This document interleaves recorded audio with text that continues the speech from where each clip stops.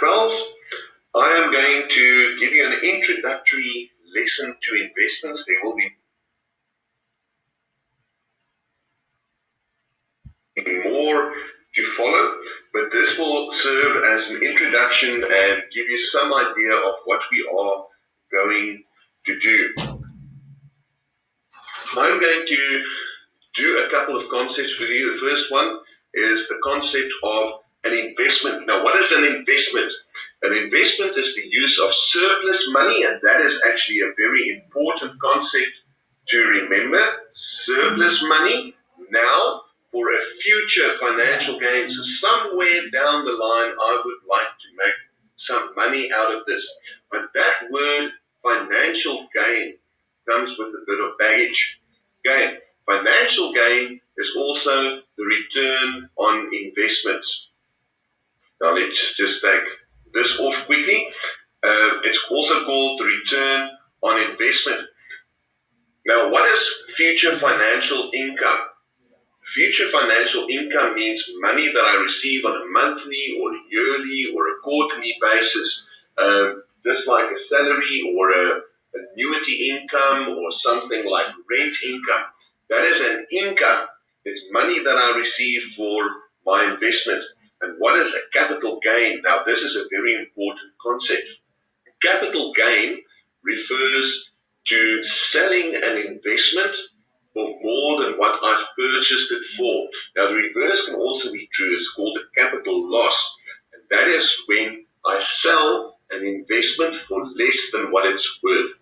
But what I've done here is I've given you two examples. The first example is a house. You see why the house doesn't come up. Okay, let's look at the house as an investment. A house can be considered an investment. Why? Because when I buy a house, I can sell it later, and it's almost always the case that I will sell the house for more than what it's worth. So in other words, in the future, I can make a capital gain. If I buy a house to rent out, I can also get a financial income in the form of rent. So therefore, a house can be considered an investment. But let's look at something else that we normally buy. The first one would be a car. Now, I want you to think for a moment if a car can be considered an investment. You can pause this presentation if you want to think about it first, but I'm going to explain to you. A car, the moment that I buy it, it starts depreciating in value. With other words, it will not be worth the same as the time that I bought it. It will be worth less. So it will lead to a capital loss. That is most certain. So a car cannot be considered an investment. It does not give me a financial gain in the future, so therefore, by my definition, it cannot be an investment. But let's look at that same car and I turn it into a taxi. Then all of a sudden, a car becomes an investment. Why? Because in the future, I will receive financial income from it in the form of taxi fare.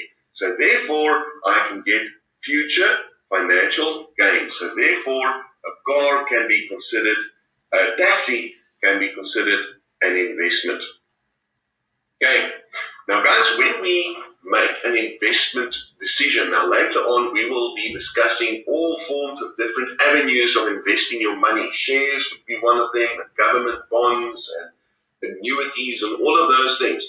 We need to make an assessment of that decision that we make, and we look at these factors to determine whether that would be the best investment for me to go into.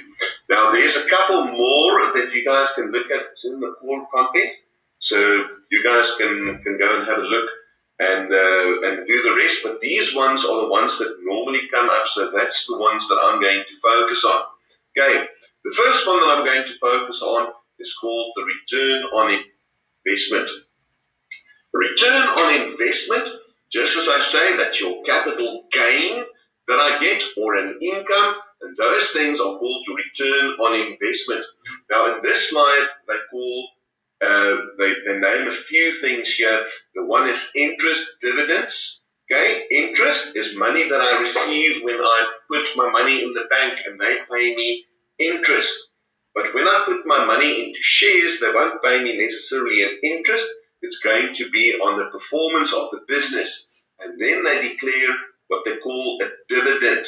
A dividend can be seen as an income that I get from investing my money into shares. So both these two things are called incomes, or I can get capital growth. Now, if you think back to the first uh, slide that I've done, increased capital growth means selling my investment for more than what it was that I invested it for, like the house, for example.